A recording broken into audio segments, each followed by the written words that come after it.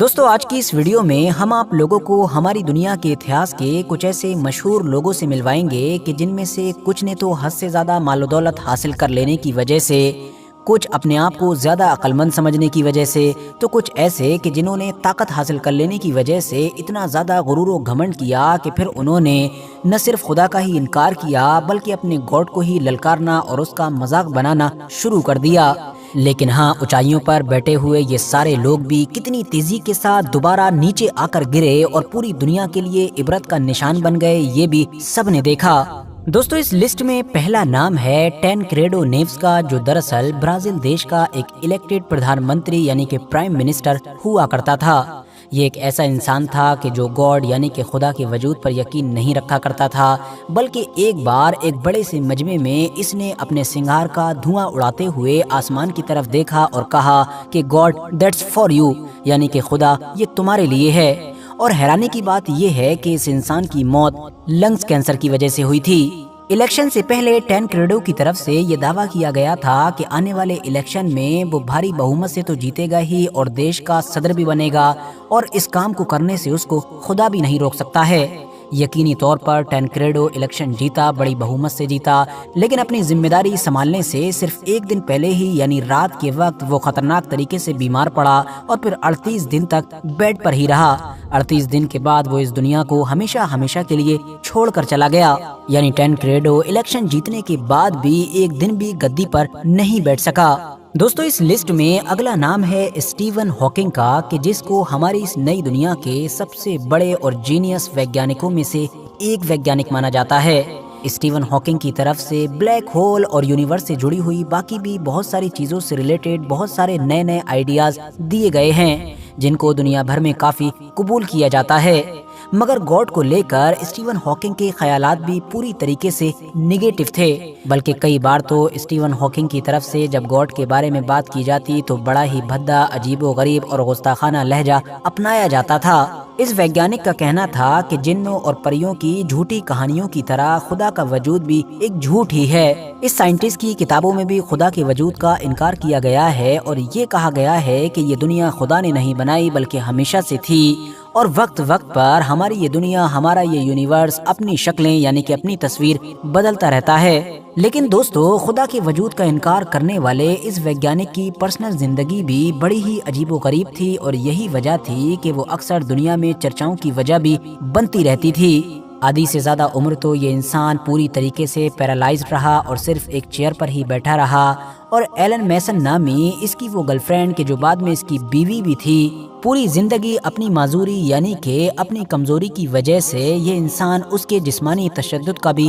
نشانہ بنتا رہا۔ کبھی اس انسان کی باڈی پر زخم پائے جاتے تھے تو کبھی ہونٹوں پر گہرے کٹ۔ فی الحال دوستو اب تو اس ویگیانک کی موت بھی ہو چکی ہے۔ دوستو ہماری اس لسٹ میں اب اگلا نام ہے تھامس اینڈریو کا۔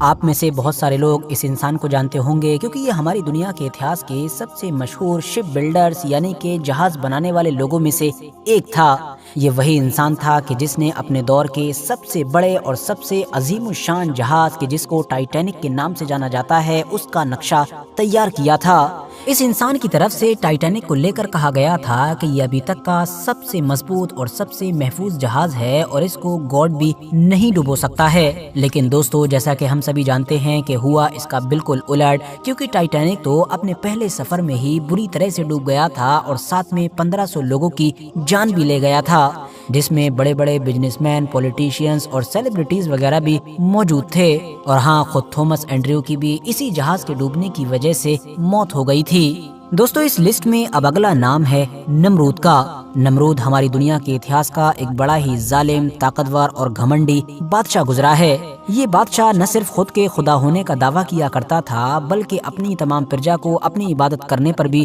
مجبور کیا کرتا تھا۔ پیغمبر حضرت ابراہیم علیہ السلام نے اس کو سیدھے راستے پر لانے کی کوشش کی، مگر اس نے للکارتے ہوئے کہا کہ اپنے خدا سے کہو کہ وہ میرے مقابلے کے لیے اپنی فوجیں بھیجے، نہ کہ اپنے پیغمبروں کو بھیجے۔ اس انسان نے حدیں پار کرتے ہوئے پیغمبر حضرت ابراہیم علیہ السلام کو آگ میں بھی ڈال دیا تھا، حالانکہ جیسا کہ ہم سبھی جانتے ہیں کہ وہ آگ میں جلے نہیں تھے۔ نمرود کی انہی کارناموں اور انہی حرکتوں کی وجہ سے خدا کا اس کے اوپر عذاب آیا اور خدا کی طرف سے مچھروں کا ایک چھوٹا سا جھنڈ نمرود اور اس کی فوج پر مسلط کر دیا گیا۔ مچھروں کے اس جھنڈ نے اس کے فوجیوں کا خون تو چوسا ہی بلکہ ہڈیوں سے گوشت تک کھینچ لے گئے۔ اس کے علاوہ انہی میں سے ہی ایک مچھر ناک کے راستے سے نمرود کے دماغ میں پہنچ گیا تھا۔ دوستو دماغ میں گھسے اس چھوٹے سے مچھر نے اگلے کئی مہینوں نہیں بلکہ اگلے کئی سالوں تک نمرود کو بے چین کر کے رکھا۔ اندر کا مچھر جیسے ہی اپنی حرکت شروع کرتا فوراً یہ بادشاہ اب اپنی دیواروں پر سر مارنا شروع کر دیتا تھا۔ تکلیف اتنی خطرناک ہوتی کہ آس پاس میں کھڑے ہوئے لوگوں سے کہتا کہ وہ اس کے سر پر یعنی کہ دماغ پر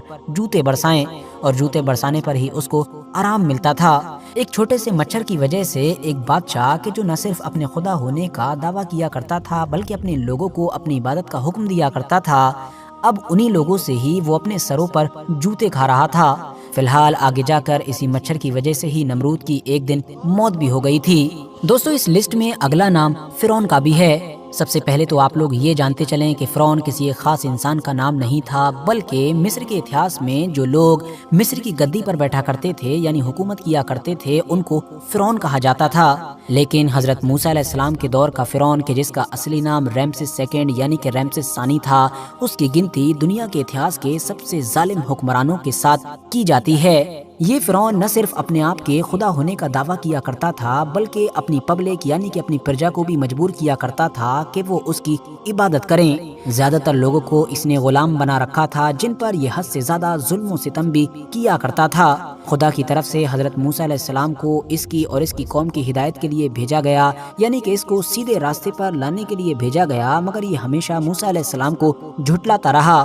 آخر میں تو اس نے ایک بڑے لشکر کے ذریعے سے حضرت موسیٰ علیہ السلام اور ان کی قوم یعنی کہ بنی اسرائیل کو قتل کرنے کے لیے ان کا پیچھا بھی کیا، مگر دریائے نیل کے پاس پہنچ کر حضرت موسیٰ علیہ السلام اور ان کی قوم کے لیے تو خدا کے حکم سے دریا کے بیچ میں ہی ایک راستہ بن گیا، لیکن جیسے ہی ظالم فرعون اور اس کی فوج نے بھی پانی کے بیچ میں بنے ہوئے اس راستے سے گزرنے کی کوشش کی تو پانی آپس میں مل گیا اور یہ سارے کے سارے لوگ ہمیشہ ہمیشہ کے لیے اسی میں ڈوب گئے۔ دوستو فرعون کو آج ہماری اس دنیا سے گزرے ہوئے ہزاروں سال کا وقت ہو چکا ہے، لیکن اس کے باوجود بھی اس کی لاش آج بھی موجود ہے جو پوری دنیا کے لیے ایک عبرت کا نشان ہے۔ اس کے علاوہ دوستو جسٹن بیبر کو بھلا کون نہیں جانتا ہے؟ بچپن سے ہی میوزک انڈسٹری میں ایکٹیو رہنے کی وجہ سے پوری دنیا میں اس سنگر کی ایک بڑے لیول پر فین فالوئنگ موجود ہے۔ لیکن دوستو دنیا کے اس مشہور سنگر نے ایک دن اچانک سے نہ جانے کیوں ایک میوزک فیسٹیول میں نہ صرف حجاب پہن کر انٹری لی بلکہ اس کو پہن کر گانے گائے اور ڈانس وغیرہ کیا، یعنی اسلام اور حجاب کا مذاق بنا کر کنٹروورسی پیدا کرنے کی کوشش کی اور اٹینشن لینے کی کوشش کی۔ لیکن دوستو اس میوزک ایونٹ کے کچھ دنوں کے بعد ہی جب جسٹن بیبر ایک دن صبح میں اچانک سے اٹھا تو اس نے دیکھا کہ اس کا آدھا چہرہ پیرالائزڈ ہو چکا ہے۔ یہ نہ تو اپنی ایک آنکھ جھپکا سکتا ہے اور نہ ہی صحیح طریقے سے بول سکتا ہے۔ اس سنگر کے چہرے پر جس وائرس نے اٹیک کیا تھا یا یہ کہیے کہ اس کو جو بیماری ہوئی تھی وہ کافی ریئر ہوتی ہے اور جوانی میں تو ہونا لگ بھگ ناممکن مانی جاتی ہے۔ فی الحال دوستو آج کی اپنے اس ویڈیو کو ختم کرنے سے پہلے میں آپ لوگوں سے یہ ریکویسٹ بھی ضرور کرنا چاہوں گا کہ آپ لوگ میرا سیکنڈ چینل کہ جس پر میں نیوز اور مینلی اسرائیل اور پیلسٹائن کے میٹر کو کور کرتا ہوں اس کو بھی ضرور سبسکرائب کریں۔ ڈسکرپشن اور کمنٹس باکس میں لنک مل جائے گا، باقی یوٹیوب پر ساجد زہیب لکھ کر بھی سرچ کر سکتے ہیں۔ باقی یہ ویڈیو بھی اگر انفارمیٹیو لگی ہو تو لائک کرنے کے ساتھ ساتھ دوستوں کے ساتھ بھی ضرور شیئر کریں۔